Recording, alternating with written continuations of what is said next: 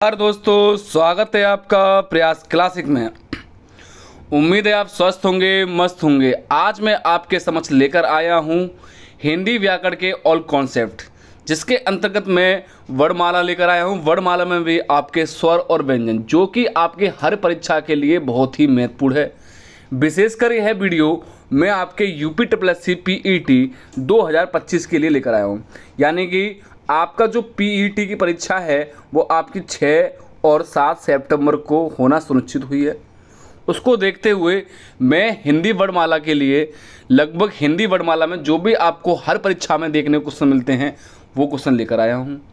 और इसके अंतर्गत आपके लगभग क्वेश्चन होंगे जो भी वो हर परीक्षा में पूछे जाते हैं। देखो, बार बार पूछे जाने वाले प्रश्न है हर परीक्षा में, और यह आपका MCQ बेस्ड आपके प्रैक्टिस सेट 01 है। इसके बाद प्रैक्टिस सेट 02 लेकर आऊँगा, ठीक है। यदि आप हमारे चैनल से नए जुड़े हुए हो प्रयास क्लासिक 01 से, तो आप शेयर अवश्य कर देगा, सब्सक्राइब करना ना भूलें और बेल आइकन दबाना ना भूलें हमारा प्रयास क्लासिक 01 को, ठीक है। बढ़ते हैं वीडियो की ओर। देखिएगा पहला क्वेश्चन, देखिएगा ये हमारा क्वेश्चन के से पहले देखिएगा प्रयास क्लासिक 01 है। उसके बाद यदि आपको कुछ समस्या होती है, हमारा व्हाट्सएप नंबर है, इस पर आप हमारा कुछ भी संशोधन के लिए या आपको समस्या होती है, इस पर आप व्हाट्सएप मैसेज करके अपना जो भी आपकी समस्या है उसका समाधान प्राप्त कर सकते हैं, ठीक है। शिक्षण से संबंधित आपके इसके अंतर्गत मैं बता दूं कि लगभग हिंदी वर्णमाला से संबंधित प्रश्न हैं, ठीक है। और इसके साथ साथ देखिए पहला क्वेश्चन आपका, फर्स्ट क्वेश्चन क्या दिया बोलता है आपका, फर्स्ट क्वेश्चन में दिया है आपका वर्णमाला कहते हैं। पहला है शब्द समूह को, सेकंड कहता है वर्णों के संकलन को, थर्ड है शब्द गणना को, फोर्थ है वर्णों के व्यवस्थित समूह को। देखिएगा, यानी कि बहुत से बच्चे क्या लगाते हैं, वर्णमाला शब्द के समूह को कहते हैं। एक बात बता दो, एक होता है समूह और एक होता है व्यवस्थित या सुव्यवस्थित समूह, ठीक है। यहाँ दिया हुआ है देखो आपके शब्द समूह, यानी कि शब्द कैसे भी हो सकते हैं। मान लो कि यदि आपके किसी विद्यालय में प्रेयर हो रही है, तो जरूरी नहीं है कि आगे जो बच्चा होता है वो बड़ा लगा दे, फिर छोटा, फिर बड़ा, फिर छोटा, फिर बड़ा, ऐसे तो नहीं लगते। कैसे लगता है आपका, सिक्वेंस से, पहले छोटा बच्चा, फिर उससे बड़ा, फिर उससे बड़ा, फिर उससे बड़ा, फिर उससे बड़ा, उससे बड़ा, यानी कि ऐसे लगते जाते हैं। तो यानी कि हम कह सकते हैं वर्णों के व्यवस्थित समूह को ही हम वर्णमाला कहते हैं। अर्थात हमारा फोर्थ ऑप्शन एकदम करेक्ट है। तो वर्णों के व्यवस्थित आ जाए या सुव्यवस्थित आ जाए, बात एक ही है। वर्णों के व्यवस्थित समूह को ही हम वर्णमाला कहते हैं। देखिएगा, ये आपका व्यायाम पुलिस सब इंस्पेक्टर 2016 में प्रथम पाली में पूछा गया है और ये हर परीक्षा में पूछा जाता है। देखो, मैंने आपको यहाँ उत्तर भी दिया हुआ है। देखिएगा, उत्तर का जो डिस्क्रिप्शन है वो भी मैंने आपको प्रोवाइड किया है। देखिएगा, डी क्वेश्चन सही है। किसी एक भाषा या अनेक भाषाओं के लिखने के लिए प्रयुक्त मानक प्रतीकों के क्रमबद्ध समूह को वर्णमाला कहते हैं। वर्णमाला 2 प्रकार के वर्ण होते हैं।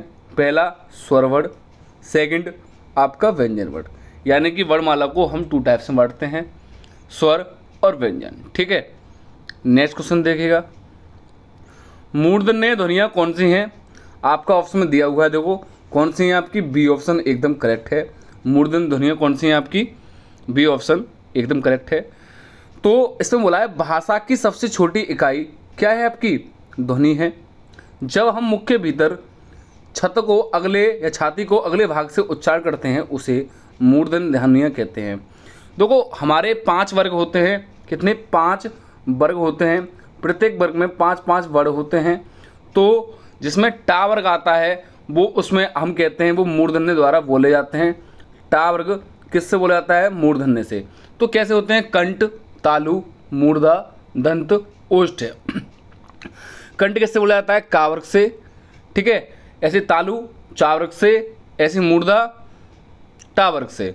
तो ऐसे आता है कंठ, तालु, मूर्धा, दंत, ओष्ठ, या का वर्ग, चा वर्ग, टा वर्ग, ता वर्ग, पा वर्ग, ठीक है। नेक्स्ट क्वेश्चन देखिएगा आप, निम्न में से अघोष व्यंजन हैं तो कौन से हैं आपके, गा, झा, चा या भा। तो ऑप्शन में दिया है आपका कौन सा, चा। अर्थात घोष का अर्थ क्या होता है, स्वर तंत्रियों में श्वास का कंपन। स्वर तंत्रियों में जब कंपन होता है तो सघोष उत्पन्न होता है। तो घोष और सघोष बात एक ही है। जबकि जिन स्वर तंत्रियों में कंपन या झंझट नहीं उत्पन्न होती उन्हें क्या कहते हैं, हम अघोष व्यंजन कहते हैं। जैसे का, खा, चा, छा, टा, ठा, ता, पहा और फा। और सा, ये क्या है, आपके सारे के सारे अघोष हैं। ठीक है, आपको ध्यान में होनी चाहिए घोष और अघोष में अंतर क्या है। नेक्स्ट क्वेश्चन देता है आपका 4th क्वेश्चन, देखिएगा। निम्न में से कौन सा वर्ड घोष व्यंजन है। अभी बताया मैंने, ऊपर बताइएगा कौन सा है आपका, पहला, दूसरा, तीसरा या चौथा।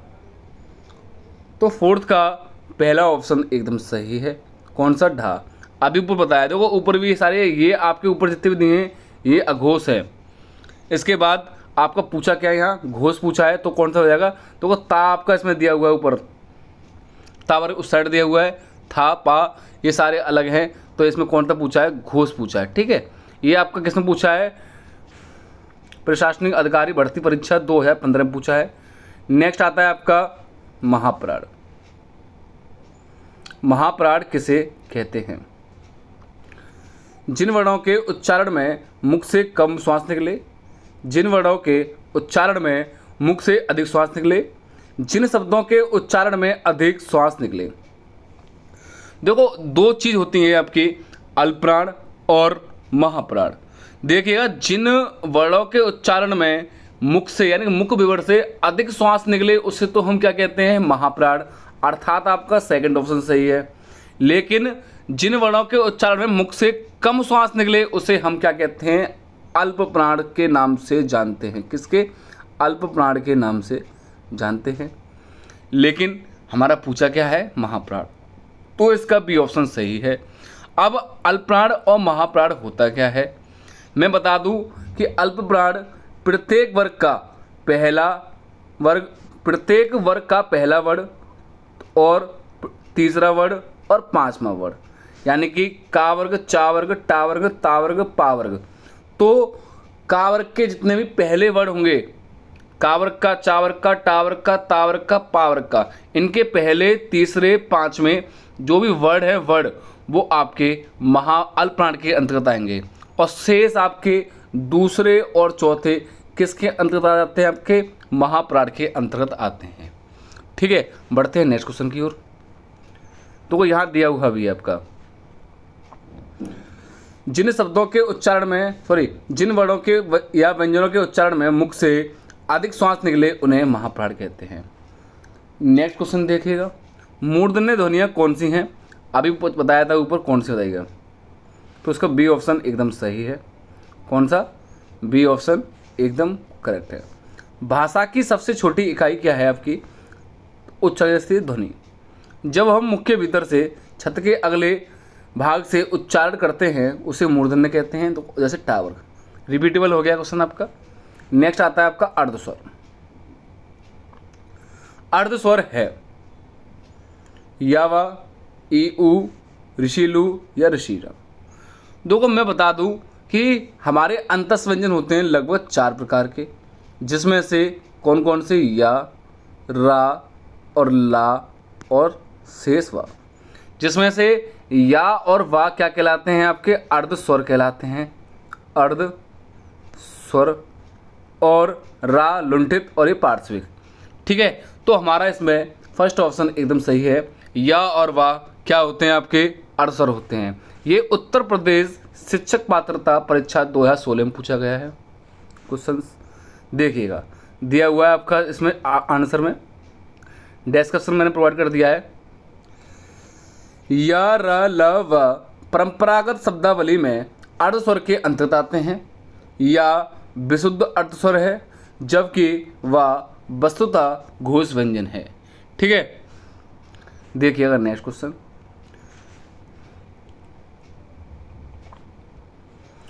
टा वर्ग की ध्वनियाँ का उच्चारण स्थान है, तालव्य, नासिक्य, मूर्धन्य या दंत्य। तो टा वर्ग की बताइएगा, तो कौन सा हो जाएंगे टा वर्ग का? आपका सी ऑप्शन। मैंने बताया था ऊपर, जैसे कि आपका का वर्ग आ जाए, का वर्ग आ जाए, तो ये किससे बोले जाते हैं? इसके प्रत्येक वर्ग कंठ से बोले जाते हैं। किससे? कंठ से। ऐसे ही का वर्ग के बाद चा वर्ग आ जाए, तो चा वर्ग किससे बोले जाएंगे? तालु से बोले जाते हैं। किससे? तालु से। ऐसे ही कंठ तालु मूर्धा। और मूर्धा की बात करूं कि मूर्धा जैसे हमें पूछा गया है, मूर्धा किससे बोले जाते हैं? आपके कंठ तालु मूर्धा। तो का वर्ग, चा वर्ग, टा वर्ग, ये किससे बोले जाएंगे? टा वर्ग। ठीक है, तो ये शेष ऐसे होता है आपका। दो दे दिया हुआ है। मूर्धा और जीभ को स्पर्श करने वाले वर्ग को मूर्धन्य वर्ग कहते हैं। जैसे ऋषि, टा वर्ग, रा, सा और टा वर्ग की ध्वनियों का उच्चारण स्थान मूर्धन्य है। नेक्स्ट देखिए, अगर नेक्स्ट क्वेश्चन क्या कहता है आपका? ता वर्ग का के वर्णों का उच्चारण स्थान है। फर्स्ट कहता है तालब में, सेकंड दंते, फिर ओष्ठ्य और नासिक या नासिक का। तो नाइन्थ का आपका मैंने बताया कंठ तालु मूर्धा दंत ओष्ठ्य, तो दंत से में किस में आ रहा है? आपका ता वर्ग आ रहा है, अर्थात इसका बी ऑप्शन एकदम सही है। नेक्स्ट, भाषा की मूल इकाई है। भाषा की मूल इकाई क्या है? अक्षर, ध्वनि या संकेत या वर्णमाला। तो क्या है आपकी भाषा की सबसे छोटी और मूल इकाई? क्या है आपकी? ध्वनि। देखो, भाषा की सबसे छोटी इकाई में बात करूं, देखो मौखिक रूप से ध्वनि होती है। क्या होती है? ध्वनि होती है। और लिखित रूप से सबसे छोटी इकाई क्या होती है? आपकी वर्ण होती है। वर्णों के मेल से क्या बनता है? आपका अक्षर बनता है। और अक्षरों के बाद क्या बनता है? आपका पद, या सिंपल कह सकता हूँ मैं शब्द बनता है। क्या? शब्द। और शब्दों से मिलकर क्या बनता है? आपका पद बंध बनता है। उसके बाद पद बंध मिला के क्या बनता है? आपका उपवाक्य बनता है। और उपवाक्य मिला के क्या बनता है? तब जाके आपका एक वाक्य का निर्माण होता है। तो भाषा की सबसे छोटी इकाई मौखिक रूप से ध्वनि है, लिखित रूप से वर्ण है। वर्णों के मेल से क्या बनता है? अक्षर बनता है। अक्षरों के बाद आपका शब्द या पद बनाता है, और बाद में उपवाक्य और फिर वाक्य, तब जाके एक वाक्य का निर्माण होता है। ठीक है, तो यही क्वेश्चन पूछा था कि भाषा की मूल इकाई क्या है? आपकी ध्वनि है। ठीक है, ये उत्तर प्रदेश आश्रित नागरिक पुलिस परीक्षा 2016 में पूछा गया है। यहाँ बोला भी है भाषा की सबसे छोटी इकाई ध्वनि है, भाषा की सार्थक इकाई वाक्य है। ठीक है, सार्थक इकाई की बात करो तो जिसका कोई अर्थ हो। नेक्स्ट, चा वर्ग के वर्णों का उच्चारण स्थान है तालव्य, दंत्य, कंठ्य या नासिक। तो कौन सा हो जाएगा आपका चा वर्ग का? तब से बता रहा हूँ आपका तालव्य, अर्थात ए ऑप्शन एकदम करेक्ट है। ये आपका किसने पूछा है? ठीक है, व्यापम ग्रुप ए कमांडर 2016 प्रथम पाली में। नेक्स्ट, तालु और जीभ के स्पर्श से बोले जाने वाले वर्ड को तालव्य वर्ड कहलाते हैं। जैसे ई, चा वर्ग, या और यासा। नेक्स्ट दिया हुआ है आपका हलंत युक्त व्यंजन तब लिखा जाता है जब व्यंजन में आ की मात्रा होती है। सेकंड, व्यंजन में आ की मात्रा नहीं होती है। हलंत युक्त व्यंजन संस्कृत भाषा का है। नेक्स्ट, हलंत युक्त व्यंजन अपने मूल रूप में है। बताइएगा, दो हलंत क्या होता है? जैसे किसी अक्षर के नीचे एक का दिया हुआ है, सपोज मान लो मैंने ये का लिख दिया है और इसके नीचे ये का क्या है? संपूर्ण का है, यानी कि ये का पूरा का है। यदि मैं इस का के नीचे ये ऐसा चिन्ह लगा दूं, उसे हम कहते हैं हलंत, तो ये आधा का कहलाएगा। तो इसमें बोला है हलंत युक्त व्यंजन तब लिखा जाता है जब व्यंजन में आ की मात्रा नहीं होती है। अब देखो, ये आधा का लिखा हुआ है मैंने, कैसे आधा। अब जो इसमें मैं आ लिख दूंगा प्लस आ, तब जाके एक का निर्माण होगा, तभी कहते हैं व्यंजन में आ की मात्रा नहीं होती है, तब हलंत लिखा जाता है। अर्थात बी ऑप्शन एकदम सही है।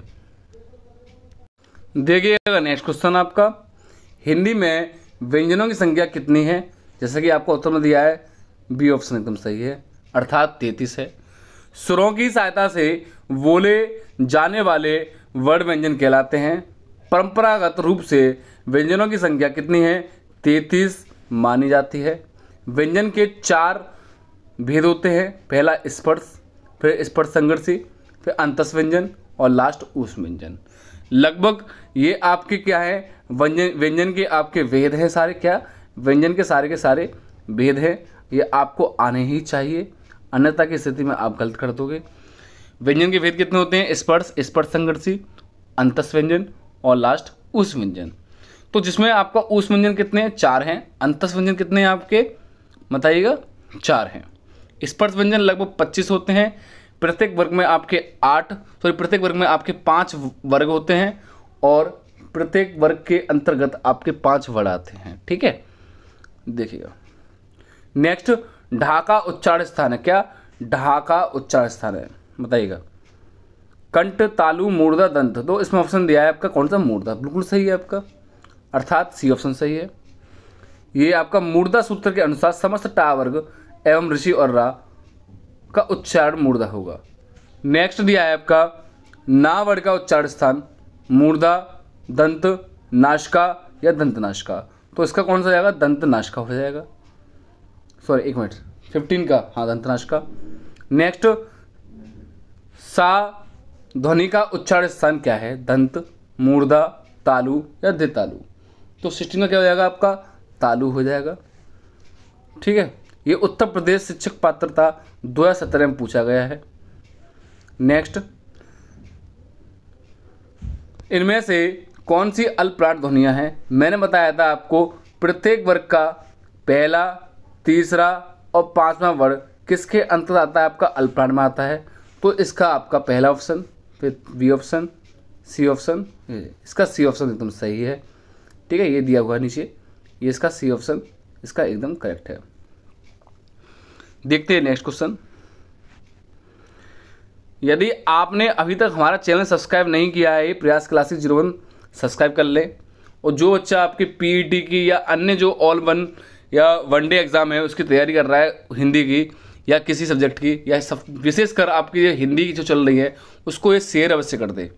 और यदि कोई समस्या है पढ़ाई संबंधित तो आप हमारे इस व्हाट्सएप नंबर पर आप अपना समस्या का समाधान प्राप्त कर सकते हो। नेक्स्ट है आपका 11वां, निम्नलिखित में से किस वर्ग के अंतर्गत आते हैं, ऊष्म संघर्षी व्यंजन, सेकंड अंतस व्यंजन, फिर है स्पर्श संघर्षी, फिर है स्पर्श व्यंजन और लास्ट है आपका स्पर्श संघर्षी व्यंजन। तो 18 का आपका बी ऑप्शन एकदम सही है, कौन सा, अंतस व्यंजन। यानी कि मैंने बताया था अभी आपको ऊपर वीडियो में, या रा ला वा जो है आपके अंतस व्यंजन है, जिसमें या और वा क्या होते हैं, आपके अर्ध स्वर के अंतर्गत आते हैं। ठीक है, देखिएगा नेक्स्ट क्वेश्चन 19। ये आपका व्यापम बीपी एड या एमपी एड भर्ती परीक्षा 2017 की द्वितीय पाली में पूछा गया था। यार अलावा ये 4 ऐसे वर्ड हैं जिनके अंदर स्वर छुपे हैं, अतः इन्हें अंतस्थ व्यंजन कहते हैं। अतः इसका उत्तर बी सही है। नेक्स्ट, इनमें से अशुद्ध आक्षरी खंड कौन सा है, अशुद्ध कौन सा है इसका, 19 का सी है। ठीक है, ऊपर दिया हुआ सी। नेक्स्ट, निम्नलिखित विकल्पों में से ऊष्म व्यंजन कौन से हैं, पहला सा सा, फिर छा, ता, पा। तो ऊष्म व्यंजन लगभग 4 होते हैं, तो इसमें आपका पहला ऑप्शन सही है। इसमें एक नहीं लिखा गया है, हाँ। तो ऊष्म व्यंजन कौन से होते हैं आपके, ये सा होता है, ये वाला सा होता है और ये सा होता है। लगभग ऊष्म व्यंजन की संख्या कितनी होती है, 4 होती है। तो इसका फर्स्ट ऑप्शन एकदम सही है। नेक्स्ट देखो यहाँ दिया हुआ है, ऊष्म व्यंजन जिन व्यंजनों के उच्चारण में मुख से एक प्रकार की क्या निकले, गर्माहट या सुसराहट प्रतीत होती है, ऊष्म व्यंजन कहलाते हैं। सा, शा, शा और हा ऊष्म व्यंजन है। नेक्स्ट,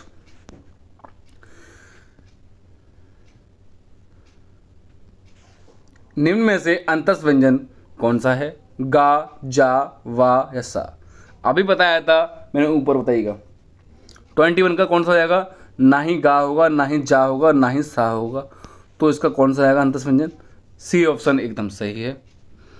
ठीक है, ये किस में पूछा गया है आपका, यूपीएसएससी ग्राम पंचायत अधिकारी 2018 में।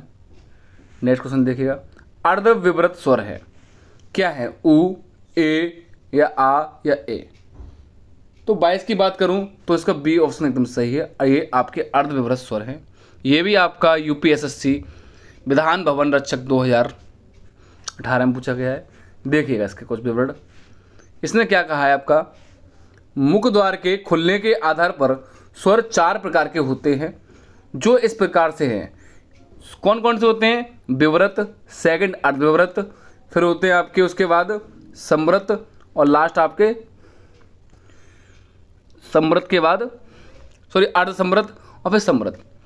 विवृत को क्या कहते हैं, जिन स्वरों के उच्चारण में मुख द्वार पूरा खुलता है उसे हम क्या कहते हैं, विवृत। जैसे कि आ। जिन स्वरों के उच्चारण में मुख द्वार आधा खुलता है, जैसे आ, ए, ओ और ओ, तो उसे हम क्या कहते हैं, अर्धसमृत। जिन स्वरों के उच्चारण में मुख द्वार आधा बंद रहता है उसे हम क्या कहते हैं, आपका दईगा अर्धसमृत कहते हैं, जैसे कि ए और ओ। समृत क्या कहता है, जिन स्वरों के उच्चारण में लगभग बंद रहता है मुख, उसको हम कहते हैं समृत। जैसे कि ई, छोटी ई, बड़ी ई, छोटा ऊ, बड़ा ऊ, अर्थात समृत। ठीक है, समझ गए होगे आप। अगला क्वेश्चन देखिएगा आप, जिन स्वरों के या जिनका उच्चारण ऊपर के दांत पर जीभ लगाने से होता है उसे क्या कहते हैं, मूर्धन्य, कंठय, दंतय या अनुनासिक। तो क्या कहते हैं उसे हम, आपका दंतय वह कहते हैं, अर्थात सी ऑप्शन सही है। यह आपका उत्तर प्रदेश शिक्षक पात्रता परीक्षा 2018 में पूछा गया था।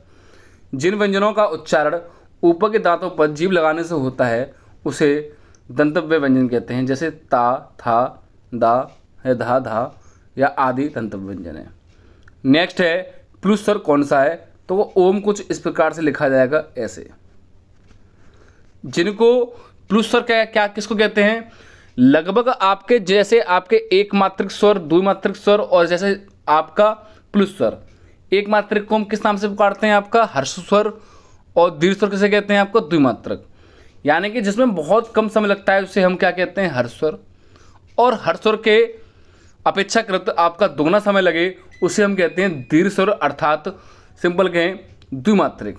लेकिन दोनों की अपेक्षा, सिंपल कहूँ कि आपके द्विमात्रक की अपेक्षाकृत आपका उससे दोगुना समय लगे या ज़्यादा समय लगे, अधिक समय लगे उससे, तो उसे हम कहते हैं प्लुस स्वर, अर्थात इसका ओम सही है। ठीक है, 8 भी हो जाता है। ये उत्तर प्रदेश शिक्षक पात्रता परीक्षा 2019 में पूछा गया है। नेक्स्ट, निम्नलिखित में से महाप्राण व्यंजन कौन सा है, तो कौन सा है बताइएगा 25 का।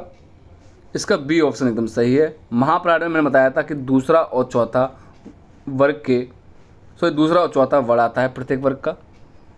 नेक्स्ट, ये उत्तर प्रदेश प्राथमिक विद्यालय सहायक अध्यापक भर्ती परीक्षा 2019 में पूछा गया था। हर वर्ग का, तो यहाँ दिया हुआ है, डिनोट किया गया है, हर वर्ग का दूसरा और चौथा व्यंजन महाप्राण है। महाप्राण व्यंजनों के उच्चारण में मुख से अधिक हवा निकलती है। नेक्स्ट क्वेश्चन देखिएगा 26, निम्नलिखित में से दंतोष्ट्र ध्वनियाँ हैं। पहला है या और रा, फिर है ला और वा, फिर है पा और फा, फिर है वा और फा। तो 26 की बात करूं तो इसका डी ऑप्शन एकदम करेक्ट है। कौन सा, वा और फा। देखिएगा 27, निम्नलिखित में से, देखो ये रिपीटेबल हो गया है तो इसका वा और फा ही है। ठीक है, 27 का भी डी ऑप्शन ही सही है क्योंकि ये आपका रिपीटेबल है। नेक्स्ट, निम्न में से अर्धस्वर है, निम्न में से अर्धस्वर कहलाता है। पहला या, मा, रा और ला। मैंने बताया था अंतस व्यंजन लगभग आपके 4 प्रकार से होते हैं, जिसमें से या और वा अर्धस्वर कहलाते हैं। तो इसका मैं बात करूं, ना ही ये 4th ऑप्शन, ठीक है, ना ही 3rd और ना ही 1st। तो इसका मैं बात करूं तो आपका कौन सा सही है, आपका 1st ऑप्शन एकदम सही है। नेक्स्ट क्या कहता है, निम्न में से दंतव्य ध्वनि है कौन सी, का, छा, ता या पा। तो 29 का कौन सा है, आपका ता वर्ग है। दंतव्य कंठ, तालु, मूर्धा, दंत, ओष्ठ, अर्थात का वर्ग, चा वर्ग, ठीक है, ऐसे आता है का वर्ग, चा वर्ग, टा वर्ग, ता वर्ग, पा वर्ग। तो ता वर्ग किसमें आता है, आपका दंत से, या अर्थात जितने भी ता वर्ग के आपके वर्ण हैं वो दंत के द्वारा बोले जाते हैं। तो बोलना आपको जो भी है ना, ता, था जो भी होते हैं। ठीक है, नेक्स्ट आता है आपका दा ध्वनि का उच्चारण स्थान का आधार होता है, क्या होता है बताइएगा? 30 का तालव्य, दंत्य, कंठव्य या उष्ठ्य। 30 की बात करूं तो इसका बी ऑप्शन एकदम सही है, दंतव्य। नेक्स्ट देखिए 31, निम्नलिखित में से ओष्ठ ध्वनि नहीं है, ओष्ठ ध्वनि नहीं है। पहला चा में, पा में, भा में, मा में। इस क्वेश्चन का आप आंसर मुझे कमेंट बॉक्स में बताइएगा कि आखिर क्या होगा, यानी कि ऐसा कौन सा इसमें से वर्ड है जो आपकी ओष्ठ द्वारा नहीं बोला जाता या ओष्ठ ध्वनि नहीं है, चा, भा या पा, भा या मा। ठीक है, ओष्ठ ध्वनि नहीं है। 31 का आपको कमेंट बॉक्स में आंसर बताना है, देखते हैं आखिर किसका सही है। ठीक है, बढ़ते हैं नेक्स्ट क्वेश्चन की ओर। उच्चारण की दृष्टि से वा ध्वनि है कैसी? वा, ये वाली वा कैसी है आपकी? दंत्य, दंतोष्ठ्य, कंठ तालव्य या तालव्य। 32 का कौन सा सही है आपका? दंत ओष्ठ है, अर्थात बी ऑप्शन सही है। नेक्स्ट, इनमें से कौन सी ध्वनि अंतस्थ नहीं है? पहला वा ये दिया है, फिर बा बकरी, फिर रा, फिर ला। अब बच्चे कहेंगे सर आपने यार अलावा बोला था, मैं लिखा भी था सर। तो आपका इसमें से पूछा है अंतस्थ व्यंजन 4 होते हैं, या, रा, लावा। तो इसमें से आपका कौन सा नहीं है? ये वाला वा नहीं होगा। कौन सा? 33 का बी ऑप्शन एकदम सही है, बा बकरी नहीं होती। ठीक है, नेक्स्ट क्वेश्चन देखिएगा, इनमें से कौन सा व्यंजन अल्प प्राण है? बताइएगा कौन सा व्यंजन अल्प प्राण है? का, झा, चा या फा। अल्प प्राण के अंतर्गत मैंने बताया था कि पहला, तीसरा, पांचवा वर्ड आता है। 34 की मैं बात करूं तो आपका डी ऑप्शन सही है, ये आपका अल्प प्राण में आता है। महाप्राण ध्वनिया व्यंजन वर्ग से किससे संबंधित है आपका?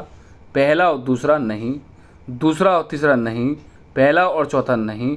तो कौन सा बच्चा आपका? दूसरा और चौथा। हाँ जी, इसका सी ऑप्शन एकदम सही है, सी ऑप्शन। कौन सा? दूसरा और चौथा। यानी कि प्रत्येक वर्ग का दूसरा और चौथा वर्ड क्या कहलाता है या किस में आता है? वो महाप्राण के अंतर्गत आता है। और प्रत्येक वर्ग का पहला, तीसरा, पांचवा जो वर्ड है वो अल्प प्राण के अंतर्गत आता है। अल्प प्राण क्या होता है? जिसमें मुख से कम समय लगे और अधिक लगता है, तो उसे हम कहते हैं महाप्राण। ठीक है, बढ़ते हैं नेक्स्ट क्वेश्चन की ओर, 36 की ओर। सा, शा या शा के अंतर्गत आते हैं ऊष्म, स्पर्श, अंतस्थ व्यंजन या संयुक्त। ये रिपीटेबल इसलिए करा रहा हूँ मैं ताकि आपका जो भी आपका समस्या है वो दूर हो जाए। तो ये कैसे हैं आपके? ये ऊष्म व्यंजन है, अर्थात फर्स्ट ऑप्शन एकदम सही है। नेक्स्ट देखिएगा 37, अनुनासिक व्यंजन कौन से होते हैं? बताइएगा। वर्ग के प्रथम अक्षर, वर्ग का तृतीय अक्षर, वर्ग का चौथा व्यंजन या वर्ग का पंचम अक्षर। तो इसका डी ऑप्शन एकदम सही है। नेक्स्ट, हिंदी वर्णमाला में के स्वरों की संख्या कितनी है? कितनी है? 11 है। हिंदी वर्णमाला में स्वरों की संख्या लगभग 11 है। ठीक है, नेक्स्ट, निम्नलिखित में से कौन एक वर्ड नहीं है? कौन सा नहीं है आपका?